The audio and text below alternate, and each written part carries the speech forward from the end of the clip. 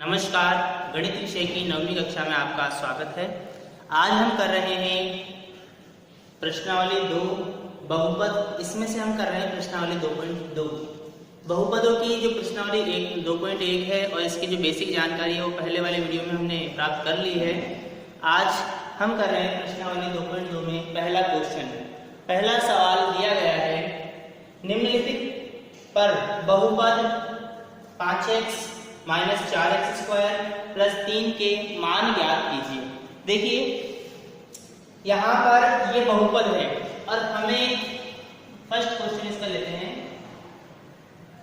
x बराबर 0। देखिए यहाँ पर बहुत सामान्य बात है, हमें समझनी है इसे कि बहुपद जो दिया गया है उसमें चर का मान x है, ठीक है। और यहाँ पर जब चर का मान हम x का मान 0 लेते हैं तो बहुपद का मान क्या होगा ये हमें हल करना है। तो प्रश्न में हमने पढ़ लिया है, प्रश्न में दिया गया था जो कि बहुपद का x बराबर 0 पर मान ज्ञात कीजिए। देखिए चर x है और x का मान 0 लेना है, यानी जहां पर बहुपद में x आ रहा है वहां पर हमें 0 रखना है। तो हम स्टार्ट करते हैं, 5 x का मान 0 रखना है, x का मान 0 रख लिया, माइनस के स्थान पर माइनस 4, x का मान 0 रखना है, 0 का स्क्वायर प्लस के 3।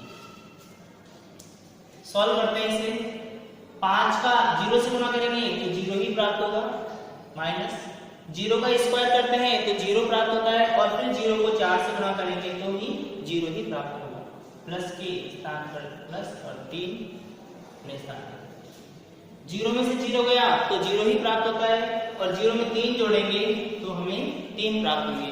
इस प्रकार हमने देखा कि बहुपद जो हमें दिया गया है 5x minus 4x square plus के 3, जब इसका मान x बराबर 0 रखते हैं तो हमें क्या प्राप्त होता है।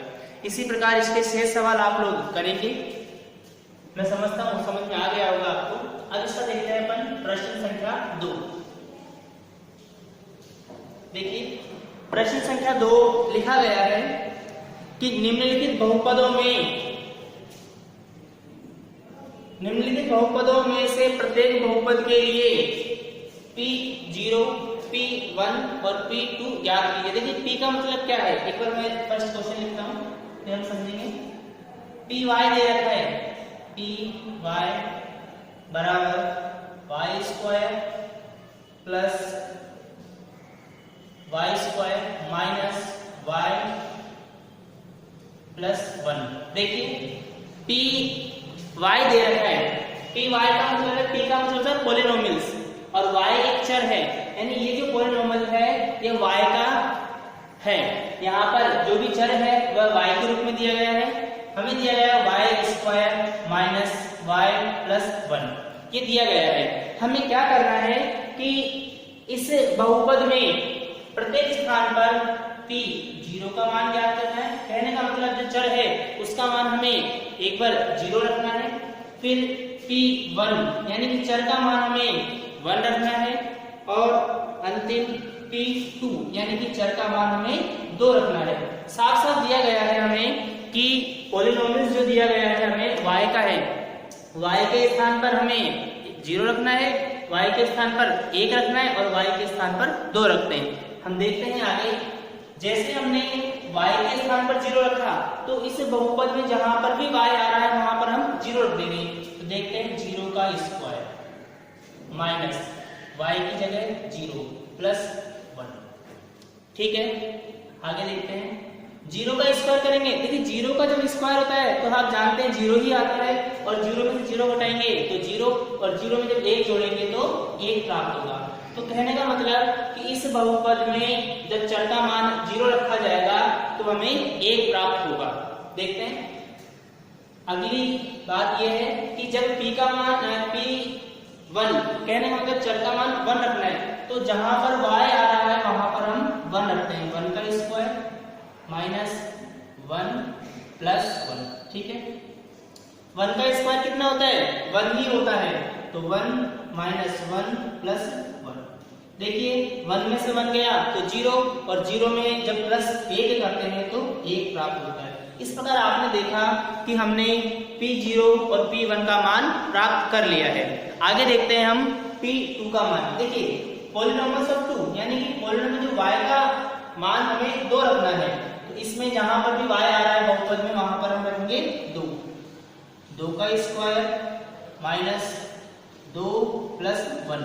देखिए आप जानते हैं 2 का स्क्वायर करना है यानी 2 को 2 से गुणा करना, 2 को 2 से गुणा करेंगे तो हमें प्राप्त होगा 4 माइनस 2 प्लस 1। 4 में से 2 गए तो 2 और 2 में 1 जोड़ा तो 3। इस प्रकार आपने देखा इस py यानी कि पॉलिनॉमियल जो y में चर था उसका मान हमें p0 पर 1 प्राप्त होता है, p1 रखने पर 1 प्राप्त होता है और p2 रखने पर 3 प्राप्त होता है। इस प्रकार हमने देखा कि इसके जो शेष सवाल हैं, हमारे क्वेश्चन नंबर 2 के जो शेष सवाल हैं वो आप कर सकते हैं, आपको समझ में आ जाएंगे। अगला प्रश्न हम देखते हैं, सत्यापित कीजिए कि दिखाए गए मान निम्नलिखित स्थितियों में संगत बहुपद के शून्य के। देखिए शून्य क्या होते हैं, हमने पहले भी जब चर्चा की थी सवाल में, शून्य क्या होते हैं तो x का वह मान जो बहुपद को शून्य बना दे वही शून्यक होता है। जैसे कि अपन सवाल नंबर 3 में देखते हैं। सवाल मैं एक बार दोबारा पढ़कर बता रहा हूं कि सत्यापित कीजिए कि दिखाए गए मान निम्नलिखित स्थितियों में बहुपद के शून्यक हैं। देखिए एक बहुपद दिया गया है पहले सवाल में px का मतलब है पॉलिनॉमियल्स ऑफ x, x का एक बहुपद है 3x प्लस 1 और x बराबर हमें रखना है माइनस का 1/3। देखिए प्रश्न मैं एक बार समझा देता हूं आपको, ये हमारे लिए बहुपद है। यदि x का मान माइनस का 1/3 रखते हैं और इस बहुपद का मान शून्य प्राप्त हो जाता है तो हम कहेंगे कि ये बहुपद का शून्यक है, और अगर शून्य प्राप्त नहीं होता है तो हम कहेंगे शून्यक नहीं है। तो चेक करते हैं कि क्या ये शून्य हो जाता है। इस बहुपद में जहां पर भी x आ रहा है वहां पर हमें माइनस का 1/3 रखना है। चलिए चेक करते हैं, 3 x के स्थान पर हमें रखना है माइनस का 1/3 प्लस 1, ठीक है। चलिए 3 गुणा माइनस का 1/3 प्लस 1। देखिए माइनस के 3 से माइनस के 3 कट सकते हैं, अंश और हर में आपस में कट जाते हैं, हम सरलीकरण में पढ़ चुके हैं। माइनस का 1 बच गया और प्लस का 1। देखिए माइनस के 1 और प्लस के विपरीत चिन्ह है तो आपस में कट जाएंगे, क्या प्राप्त हुआ 0। हमने देखा x का मान जब हमने माइनस का 1/3 रखा तो इस बहुपद का मान 0 प्राप्त हो गया। अतः हम कह सकते हैं कि x बराबर 1/3 माइनस का इसका शून्य है। अतः लिखना होगा हमें, अतः x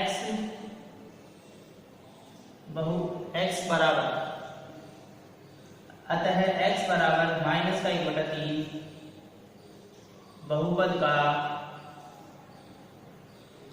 शून्य है। देखिए x का मान हमने बहुपद में रखा और बहुपद में रखने पर हमें शून्य प्राप्त हो गया। इसका मतलब क्या है, इसका मतलब यही है कि ये एक शून्य है। अगर 0 प्राप्त नहीं होता तो हम कहते शून्य नहीं है। चलिए तो ये भी हमने कर लिया है। 3 तक के सवाल मैं समझता हूँ आपको समझ में आ गए होंगे। आगे एक सवाल और रह रहा है, उसे भी हम करने का प्रयास कर लेते हैं। अंतिम प्रश्न, प्रश्न संख्या 4।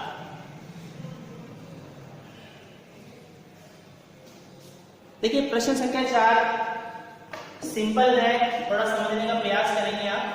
प्रश्न में पढ़ देता हूं, निम्नलिखित स्थितियों में से प्रत्येक स्थिति में बहुपद का शून्य की ज्ञात कीजिए। देखिए पहला px बराबर x प्लस 5।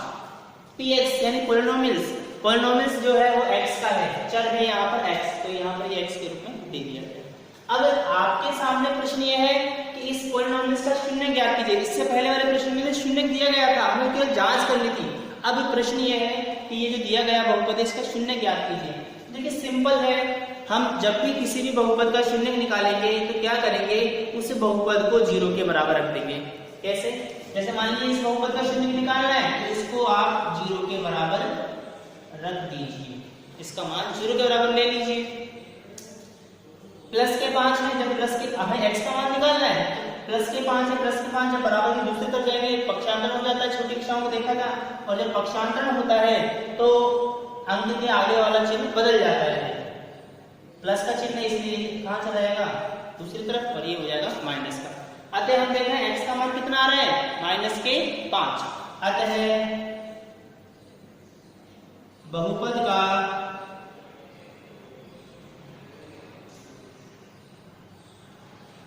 शून्य -5 है।